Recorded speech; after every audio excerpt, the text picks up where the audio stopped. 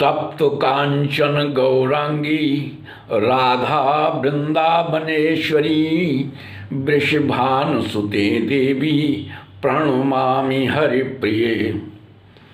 सुप्रभात देवियों एवं सज्जनों, कृष्ण संदेश सुधा चैनल के माध्यम से मैं धर्म प्रकाश भदौरिया गीता विश्लेषक गीता की ज्ञान गंगा में अवगाहन हेतु उपस्थित एवं मधुसूदन भगवान कृष्ण के चरणों में अगाध निष्ठा रखने वाले आप सभी प्रबुद्ध एवं विद्वान श्रोताओं का हार्दिक अभिनंदन एवं कोटि कोटि वंदन करता हूँ। पिछले वीडियो में आप लोगों ने योगाभ्यास के संदर्भ में काफ़ी विस्तार से चर्चा सुनी थी। उसी बात को आगे बढ़ाते हुए मधुसूदन भगवान कृष्ण अपने प्रिय सखा अर्जुन को क्या बताते हैं उसे आप लोग बड़े ध्यान से सुनेंगे। विषय अत्यंत ज्ञानप्रद है, इसलिए आनंद की अनुभूति होना स्वाभाविक है। तो सुनते हैं श्रीमद् भगवद गीता के अंतर्गत 6वें अध्याय का 13वां श्लोक।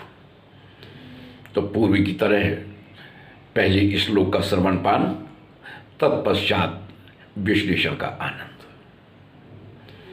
तो सुनते हैं अगला श्लोक कि सममुकाय शिरो ग्रीवम धारयन्नचलं स्थिरा संप्रेक्ष्य नासिकाग्रं स्वं दिशश्चानवलोकयन्। देखो, मधुसूदन भगवान कृष्ण जिस योग के संदर्भ में बता रहे हैं वह समता प्रधान योग है। इसमें समता की प्रधानता है। यह व्यावहारिक जगत के संबंधों को छुड़ाने वाला योग नहीं है। यह तो युद्ध के मैदान में भी किया जा सकने वाला योग है। इसलिए मधुसूदन भगवान कृष्ण अर्जुन को कहते हैं कि देखो अर्जुन, तुम पहले अपनी बुद्धि को ठीक कर लो, फिर युद्ध करो। अपनी बुद्धि को ठीक कर लो, फिर समाधि लगाओ। अपनी बुद्धि को ठीक कर लो, फिर वेदांत का विचार करो। देखो, विशेष रूप से ध्यान देने वाली बात यह है कि व्यक्ति को अपना हथियार सदैव सही स्थिति में रखना चाहिए। जिस प्रकार से बंदूक की नली यदि उसकी सफाई नहीं करेंगे तो वह मौके पर धोखा दे सकती है। यदि नली में जंग लगी रहेगी, उसकी हम सफाई नहीं करेंगे तो उसमें गोली के फंसने की संभावना बनी रहेगी। हमारी बुद्धि भी बंदूक की नली की ही तरह है। इसलिए उसे साफ सुथरा रखना, सही स्थिति में रखना, उसे शुद्ध रखना बहुत ही आवश्यक है। और यदि हमारी बुद्धि शुद्ध है तो फिर चाहे सांख्य योग का निशाना लगाना हो, चाहे कर्म योग का, हमें उस क्षेत्र में सफलता प्राप्त होगी। विषय पर आते हैं, इस श्लोक पर ध्यान देंगे। तो मधुसूदन भगवान कृष्ण क्या कहते हैं कि सममुकाय शिरो ग्रीवम। योगाभ्यास में विशेष रूप से ध्यान देंगे कि हमारा शरीर, सिर और ग्रीवा यानी गर्दन तीनों सम स्थिति में हो।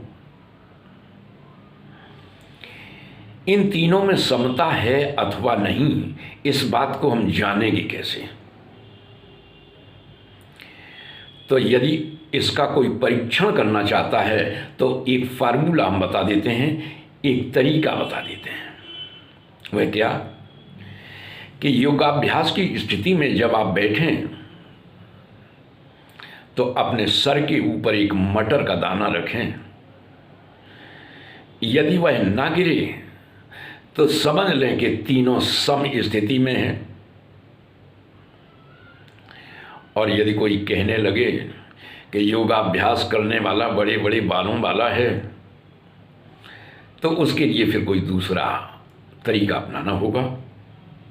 खैर, अब इसके आगे भगवान क्या कहते हैं कि धारयन्न चलम स्थिरः, शरीर के प्रति हमारी धारणा क्या हो। अचलम यानी शरीर चांचल्य ना हो, शरीर चलायमान ना हो, बल्कि अचल रहे। स्थिरः यानी शरीर में स्थिरता होनी चाहिए। अब इसके आगे क्या कहते हैं कि संप्रेक्ष नासिकाग्रम स्वम, नासिकाग्र, नासिकाग्र में अपनी दृष्टि को रखेंगे, आंख खोल के नहीं, ध्यान की मुद्रा में बैठे बैठे हम नासिकाग्र। अच्छा, नासिकाग्र के संदर्भ में एक बात स्पष्ट कर दें। बहुधा हमने लोगों को देखा कि वो संदेह की स्थिति में रहते हैं, नासिकाग्र किधर के हिस्से को माने। तो इसके विषय में भी समझ लें कि नासिकाग्रे भ्रुवोर मध्य यत्र वाराणसीपुरी, जो भ्रुवोर मध्य यानी दोनों भौहों के बीच का जो स्थान है, नासिकाग्र की ऊपर, इसे कहते हैं नासिकाग्र। और इस स्थान को ही वाराणसी कहते हैं, वाराणसीपुरी कहते हैं। यह वाराणसीपुरी की महिमा है। इस धराधाम पर तो वाराणसीपुरी है ही, लेकिन हमारे शरीर में भी नासिकाग्र जो है, दोनों भवों के बीच का जो स्थान है, उसे भी वाराणसीपुरी कहते हैं। वहाँ पर दृष्टि रखते हुए जो अपने कलेवर का परित्याग कर देता है, उसकी परम गति होती है। तो नासिकाग्रे संप्रेक्ष नासिकाग्रम स्वम दिशश्चा नवलोकयन। हमने बहुत से लोगों को देखा, जब वो योगाभ्यास के लिए बैठते हैं तो कभी दाहिने देखते हैं, कभी बाएं देखते हैं। तो भगवान कहते हैं कि हमें किसी भी दिशा में देखना नहीं है, न पूरब में, न पश्चिम में, न उत्तर में, न दक्षिण में, न दाएं, न बाएं, न ऊपर, न नीचे। बिल्कुल शांत मुद्रा में बैठेंगे। तो आज की ज्ञान चर्चा में बस इतना ही।